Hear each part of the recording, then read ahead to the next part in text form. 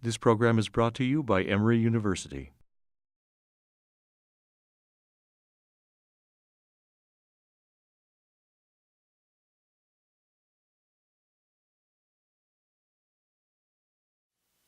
Good evening and welcome to the 18th Annual Epic Inspiration Awards. My name is Ashley O'Neill, and I've had the privilege to serve this year as the Epic president. For those of you not familiar with Epic, we are the student-run organization that promotes an ethic of service to support students seeking to build careers in the public interest. If you can't already tell, the Inspiration Awards is one of Epic's biggest and most exciting events of the year. It gives Epic the opportunity to honor 3 attorneys who inspire us to work harder and aspire to greatness. This event really allows us the chance to honor the best and the brightest in the public interest. But this event also serves a dual purpose: assisting Epic in fundraising summer grants to support the next generation of public interest attorneys. After the ceremony, I encourage all of you to speak with these students about their projects, their passions, and their goals. I guarantee that when you speak with them, you'll be excited for what the future holds for public interest. Now, before I hand the reins over to Dean Robert Shapiro, I want to recognize the glue behind Epic, someone who has provided students with the support and institutional memory to succeed and grow the mission of Epic. If Sue McAvoy could please come up to the stage.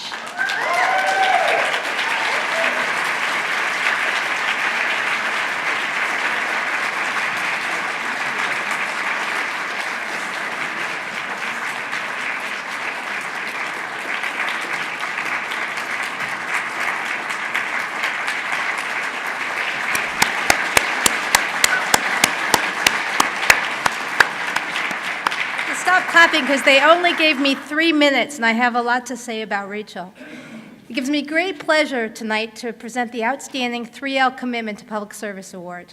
This award is bestowed upon the student who's exemplified the greatest commitment to public service through her work at Emory Law School. Nominations are received from students, faculty, and staff, and the Committee of Faculty review these nominations and select the recipient. At this time, I'm more than pleased to present to you the 2014 winner of the Outstanding 3L Commitment to Public Service Award, Rachel Erdman. Will you please join me?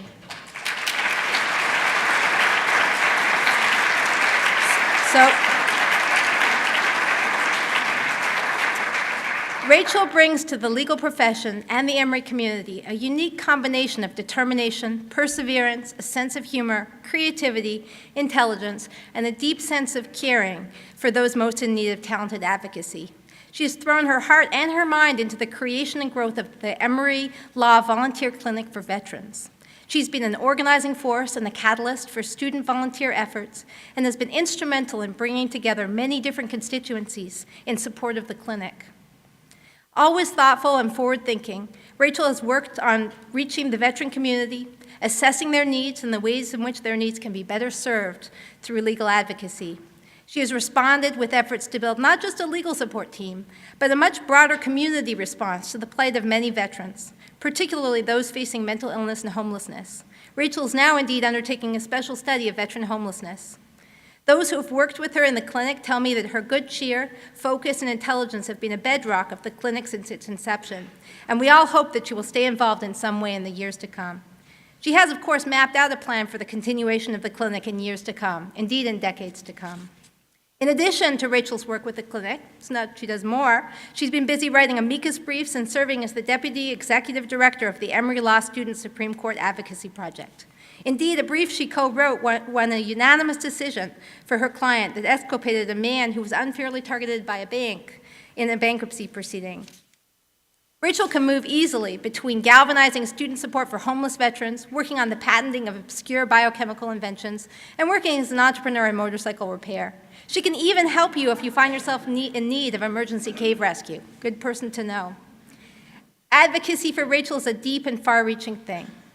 Advocacy for her is about addressing injustice, not about getting recognition. And much of what Rachel does, she does quietly and without recognition. Sorry to break that cycle just for a few moments, but Rachel, I'm delighted to present you with the 2014 Outstanding 3L Commitment to Public Service Award. Congratulations.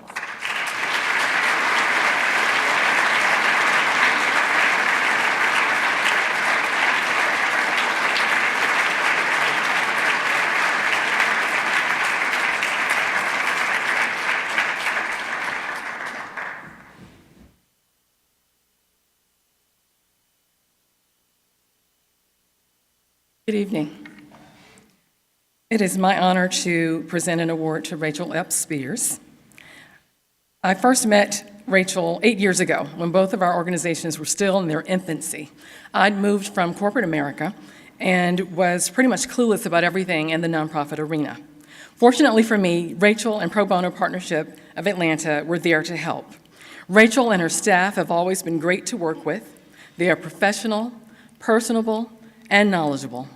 Rachel has helped Zion Hill CDC get legal help at least once or twice per year, dealing with issues like social enterprise, human resources, eviction procedures, memorandums of understanding, and burial of indigent clients. If we had to pay for all of the legal services that were provided to our organization, we would not have been able to obtain them.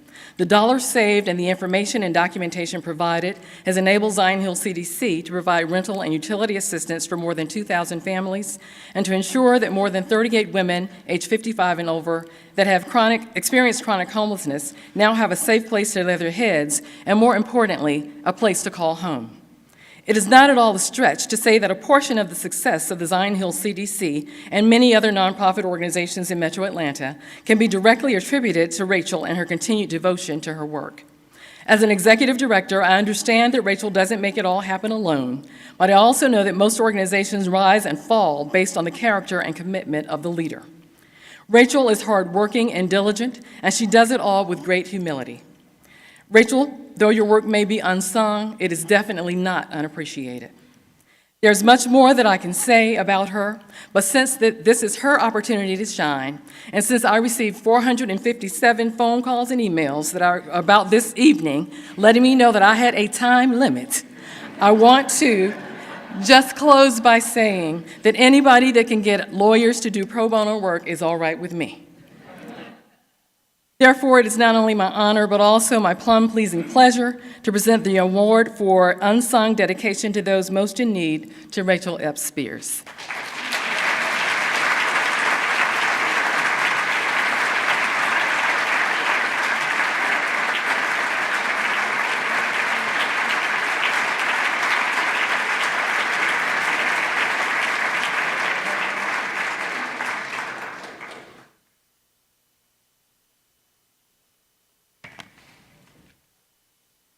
Thank you all. I'd like to accept this award on behalf of all of Pro Bono Partnership of Atlanta, our current and past board members, our advisory committee, the many law firms, corporations, bar sections, and individuals that donate to us, the 1,500 attorneys and paralegals that have volunteered with us, our 650 or so nonprofit clients, and last but not least, our amazing staff. I'm accepting this on behalf of all of you. Many of you here are here tonight, but I'm going to keep the award in my office if that's okay. About 10 years ago, a group of attorneys came together to start the partnership.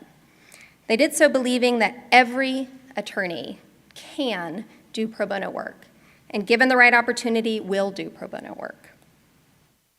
Our mission has always been to make it as easy and enjoyable as possible for in-house lawyers and transactional lawyers to do pro bono work. We've done that by matching these attorneys with nonprofits like Zion Hill CDC to help them with their business legal services. Attorneys often tell me that they didn't do much pro bono work before the partnership. They didn't really think it was possible for them as an in-house lawyer or a corporate lawyer or a real estate lawyer to use their skills to help others. But through Pro Bono Partnership, these lawyers are able to make a difference. Every day, we at the partnership, along with many wonderful legal service organizations in town, help prove that any lawyer can do pro bono work. I'm a good example of that, how any lawyer can make a difference. Unlike most of the people that have been honored with this particular award over the years, I did not go to law school to become a public interest lawyer. And I was no Rachel Erdman in law school, trust me. But I had a lot of fun. When I graduated, I was more concerned with paying off my student loans than serving the poor. And even at my law firm, I wasn't a litigator or a pro bono superstar. But I did one thing. I tried to have one open pro bono project at any given time, mostly helping with adoptions through the Atlanta Legal Aid Society. And I know that the pro bono work I did made a tremendous difference in the lives of those families. So my advice to the law students is this: don't think it's all or nothing. Don't feel like you either have to be the public interest or pro bono superstar or do little or no pro bono work. There's a lot of room in between. You can have a very successful private practice and still find time to take on a pro bono case. As with all things, it doesn't matter how busy you are. If it's important to you, you will find the time. Imagine if every lawyer in Atlanta committed to take on a pro bono case today. We would make a tremendous dent in the backlog of low-income people and the organizations that serve them that are waiting on needed legal services. I don't remember exactly why I took on that first pro bono case as a young lawyer. Probably some sense of obligation or guilt, but I can tell you why I continued to do it. It was incredibly rewarding. I hear that from our volunteers all the time. They actually thank us for giving them the opportunity to volunteer. Theologian Frederick Buechner wrote, "Vocation is the place where our deep gladness meets the world's deep need." I believe that every lawyer can find his or her vocation through pro bono work. Thank you.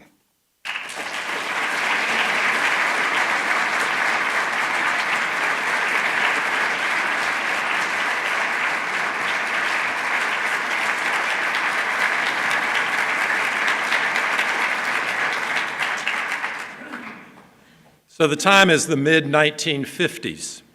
Picture in your mind's eye the head of the welfare department in Macon, Georgia, a nice middle-aged lady named Carrie Hawkins. She's making her regular rounds, paying personal house calls on her welfare clients to make sure they're getting their benefits. What's unusual about this day is that Ms. Hawkins has a little boy in tow. It's her grandson, little Stan Jones, age 8, is visiting from Atlanta. Even at 8, Stan realizes this is important work. He even carries a little notebook around with him so he can write down his experiences. On this day and others like it, thanks to his grandmother's wisdom in bringing him along, Stan is learning at an early age how government at its best can be such a potent force for good.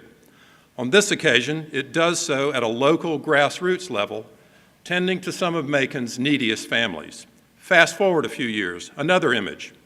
This one is of Stan, now age 12, with his good friend and schoolmate, Sally Cannon. It turns out Sally is the niece of one Charles Longstreet Weltner, a young Atlanta politician running for the U.S. Congress. While most kids their age are glued to their TV sets watching the Mickey Mouse Club or Superman or maybe even Winky Dink, Stan and Sally are out dutifully canvassing their entire neighborhood to distribute Charlie Weltner's campaign literature. Weltner would go on to win 2 terms in Congress, and as he became a respected moderate voice for the New South, his many acts of political courage would include being one of only 7 Southern congressmen to vote in favor of the Civil Rights Act of 1964. At age 12, Stan is watching Weltner and is already an admirer. Stan is reminded once again how government at its best can be such a potent force for good, but this time he sees it on a national level. One final image. We're on the top floor of the United Nations headquarters building in New York City. Now a star senior in Dykes High School in Atlanta, Stan has won for the 4th consecutive year the United Nations Essay Contest in Georgia, coming in second nationally, and with it, he's won a free trip to New York. Standing atop the UN building with many other like-minded, serious students from all over the country, Stan appreciates once again, you guessed it, how government at its best can be such a potent force for good. But this time, he sees it on the largest possible international stage, the United Nations.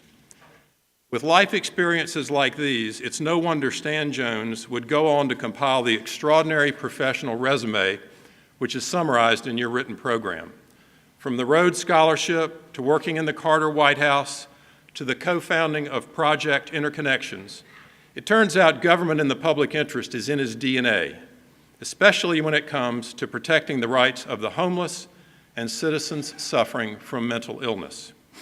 But more than just the professional accolades, those who know Stan best know him to be a wonderful husband, a devoted father, a man possessed with a generosity of spirit which is readily extended to all who come within his orbit. He's equally possessed with a fantastic sense of humor and an absolutely outrageous laugh that is as deep and wide as the Tallulah Gorge in his beloved North Georgia. It is apt indeed that tonight is called the Inspiration Awards. In selecting Stan Jones as one of its award recipients, EPIC has truly hit a home run tonight. It is my great honor and privilege to present to you the recipient of EPIC's 2014 award for outstanding leadership in the public interest, my good friend Stan Jones.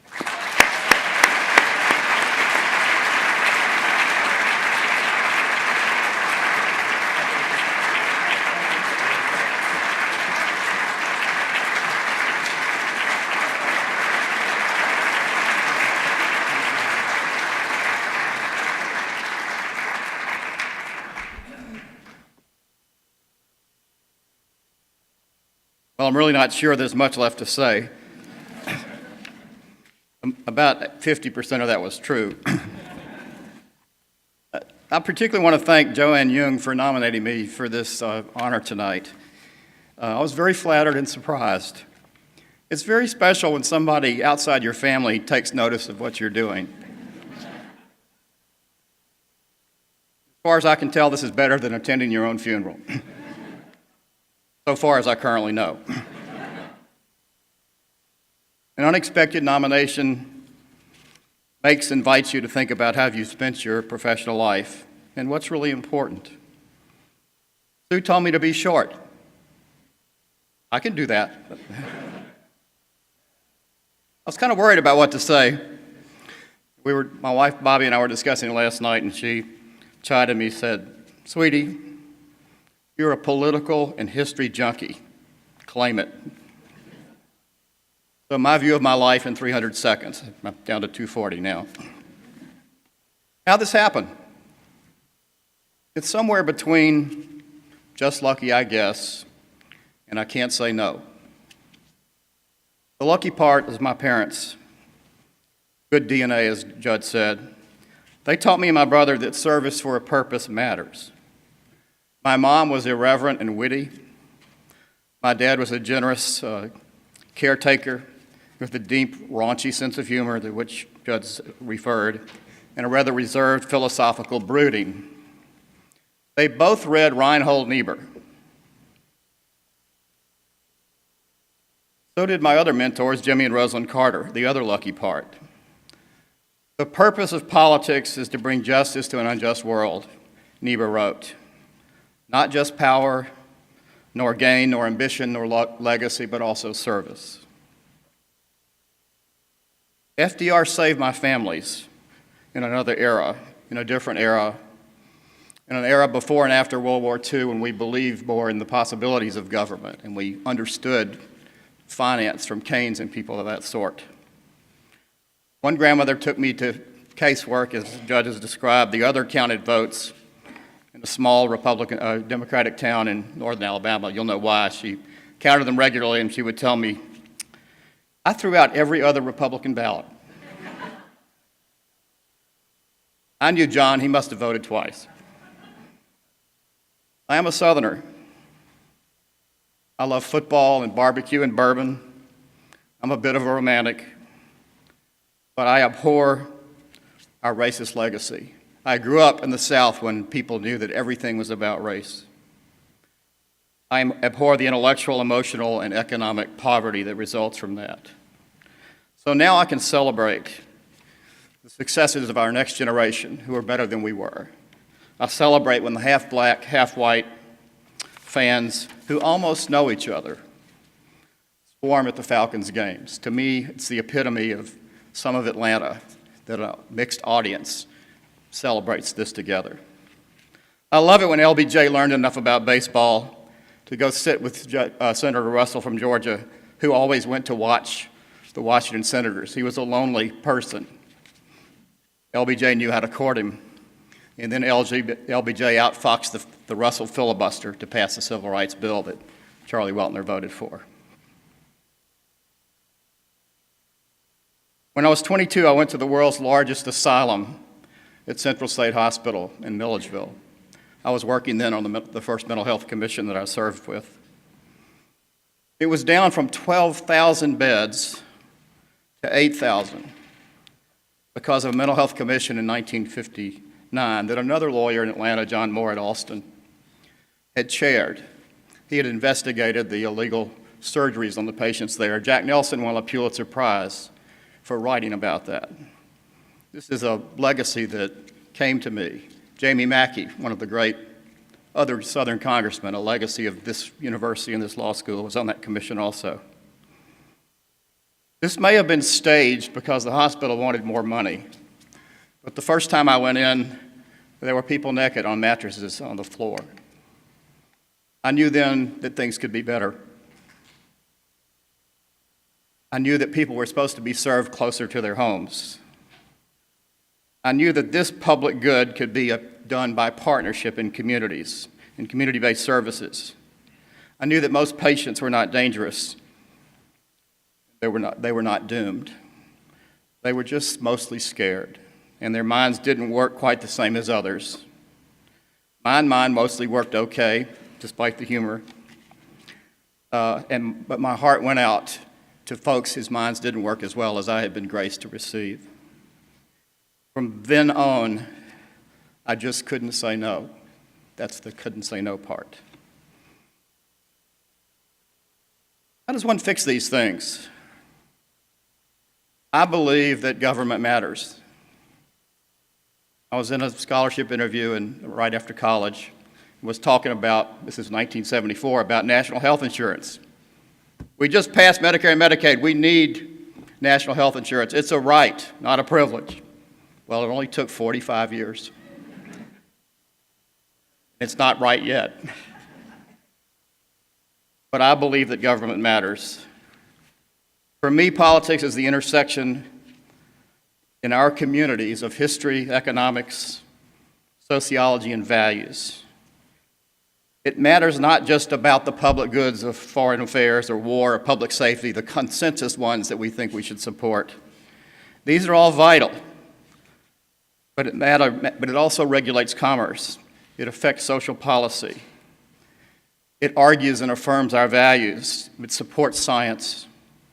It finances education and health care. It takes care of foster kids and the mentally ill. These are all things that would not be done without government. The absence of these functions would render our society more chaotic and more fearful. Government matters. It matters in scale. It matters in importance. It matters in centrality to who we are as a country and what our values are. Think about it. Some say now, our congregations could do the things to take care of our foster kids. There's 8,000 of them. They're our children. If every church in Georgia, every synagogue, every congregation took care of one or two, we'd still have 5,000 folks who needed the support of our state. I love state government. Things happen fast, and things happen that are important.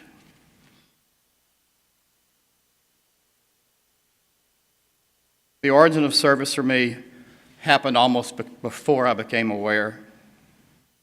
That's the lucky part. after I became aware, I couldn't say no. So my advice to each of you, to the students in particular, dance to the music, laugh till joy erupts, and don't say no. Thank you.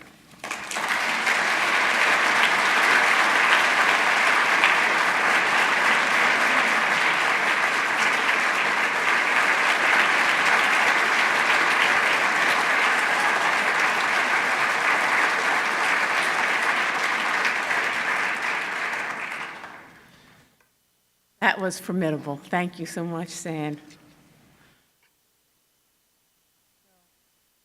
Anne Emanuel, scholar, teacher, advocate for justice and civil rights, loving wife, parent, friend, born and bred in Virginia, citizen of the world. All these facets seamlessly, extraordinarily fused together in Anne's presence and contributions to our society. But how do I portray this to you in quick strokes? Well, let's just begin. Anne devoted 2 decades of her life to writing her triumphant biography of Judge Elbert Tuttle, who spearheaded the transformation of the legal edifice of segregation and racism that throttled the South. Indeed, she has walked in Judge Tuttle's footsteps from the time she clerked for him in 1975 and 1976, directly after graduating from Emory Law School. Anne's entire career echoes Judge Tuttle's quiet dignity and determination, candor in confronting injustice and discrimination, and brilliance in illuminating with bracing clarity the quicksands that can deprive the criminal justice system of fairness and integrity. She has been the rock upon whom some of the most important law reform initiatives in our state have rested, ranging from her leadership of the ABA's task force in evaluating the fairness of the death penalty in Georgia, to her board leadership anchoring the initial decades of work of Green Law, one of Georgia's first environmental litigation public interest organizations. And that is not even to delve into her instrumental role in building Georgia State University Law School from its early years onward to expand popular access to legal education within the state of Georgia. So too has Anne been the personal rock that I and many others have relied upon at critical times. When I lamented to Anne regarding the daunting challenges posed by one case, she wrote me reassuringly, and I quote this from an email, "We can hope the old maxim is right. Where there's a will, there's a way, and you are the first person in the game with a will. And thanks back at you, I feel very lucky being able to link arms with you on this and so much else." And then Anne proceeded directly to take up the burden of helping me forge the legal analysis for this same case. Anne's response quintessentially captivates her enduring support and faith in our capacity, both as individuals and collectively, to surmount the obstacles to injustice that can paralyze us at times. She is never a woman of mere words. She is a woman who translates her expression of support into a devoted outpouring of intellectual labor and remarkable work product and writing. Working with Anne by your side is plain fortifying and fun. She is observant, wise, funny, caring, thoughtful, patient, and always full of deep insight. There is not a self-righteous bone in her body or egocentric atom in her brain. She is your ally, an invaluable asset in any challenge in the world you may engage upon. And you can count on her for the same blunt perspective with which she mentors her students. When one year a group of students complained in her class that welfare was a waste of public funds, she asked them with pointed humor, "So aren't you on welfare? What is the great benefit to the people of Georgia in subsidizing with public funds the education of lawyers at Georgia State who go into practices for their own profit?" she asked.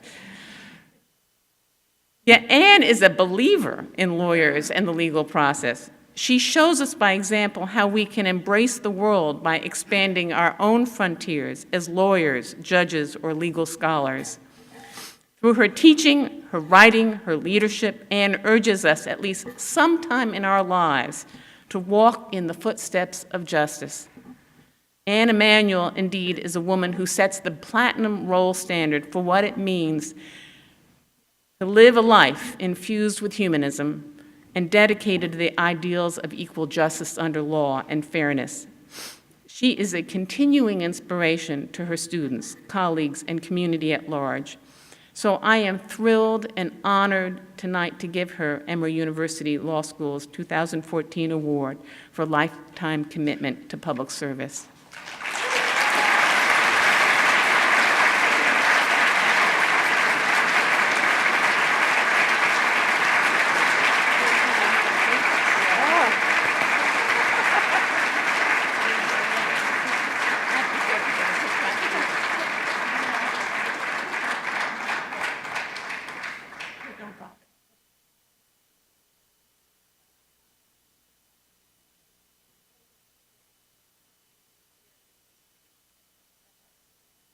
All right, you're entitled to it. Short, although, you can get a lot out of a note.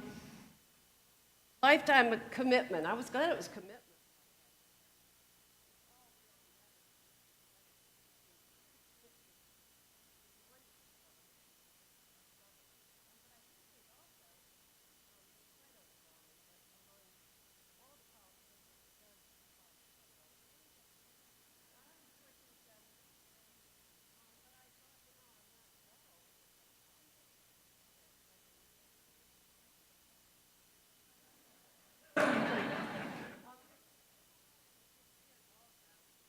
I realized coming here that nothing would ever be as overwhelming. Judd and I were in the same class.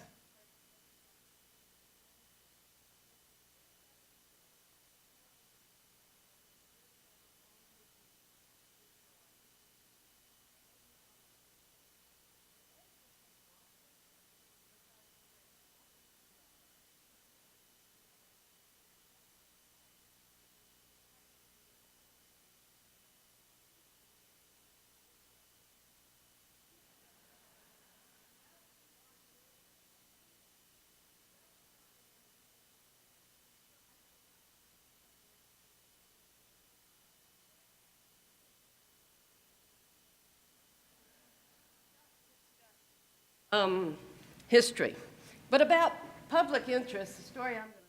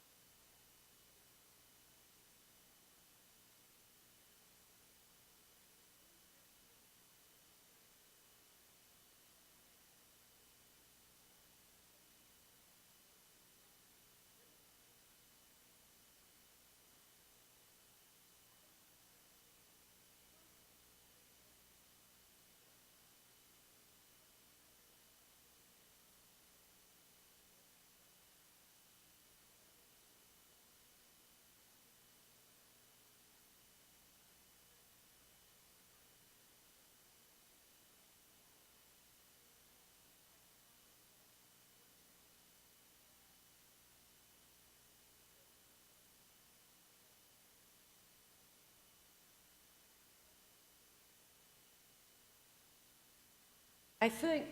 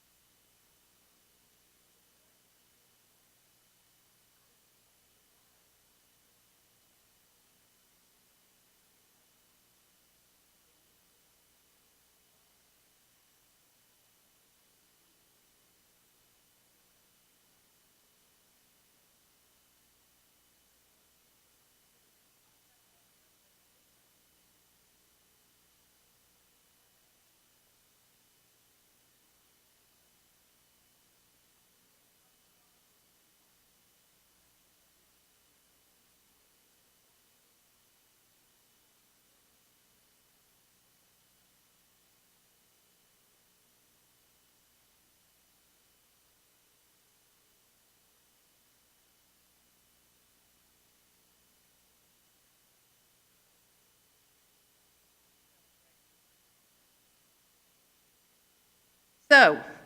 The other thing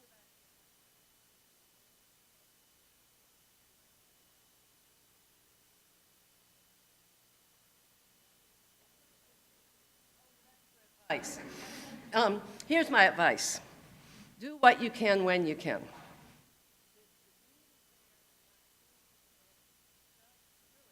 Have to keep your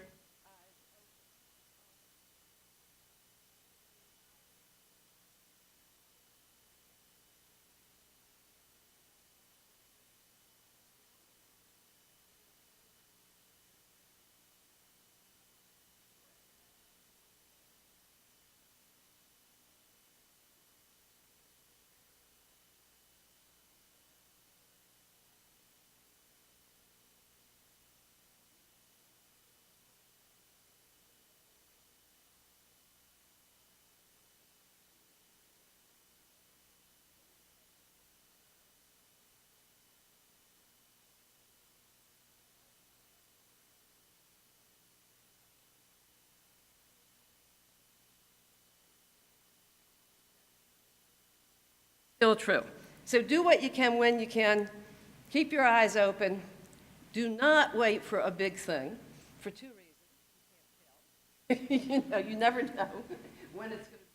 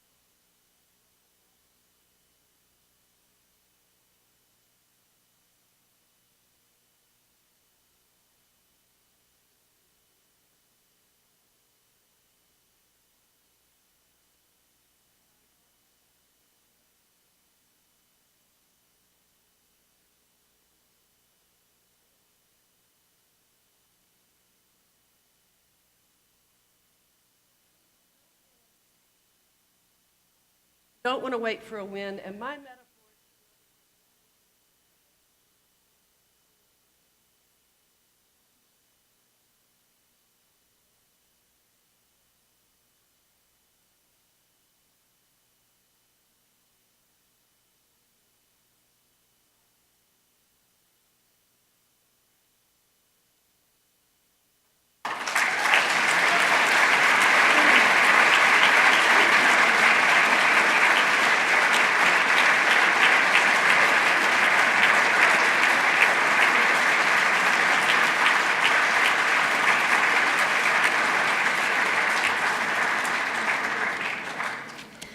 Good evening. Thank you, everyone, so much for coming. I know that we are the last thing separating you from food, which I'm sure that you can smell, like I can, and smells delicious. Before we let you go, sorry, my name is Rachel Buddy. This is Melanie Aldred. We are the Epic Inspiration Awards co-chairs this year.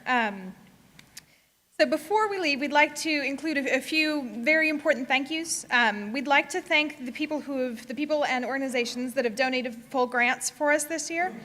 To Frank and Joan Alexander, the Paul S. Davis Endowment Fund, Goico and Bollet, who donated in honor of Howard O. Hunter, Laura S. Huffman, Laws, which is an organization here at the law school, the Norman and Bettina Roberts Foundation, Robert and Lillian Shapiro, and Briggs and Jessica Tobin. We would also like to acknowledge the organizations that have given 2 grants this year. The first being Sutherland, and the second being Kilpatrick, Townsend, and Stockton, who donated 1 grant and donated an additional grant in honor of Debbie Siegel. I'm sorry. It's been a long day. Together, the grand total that we've raised so far this year is $106,872.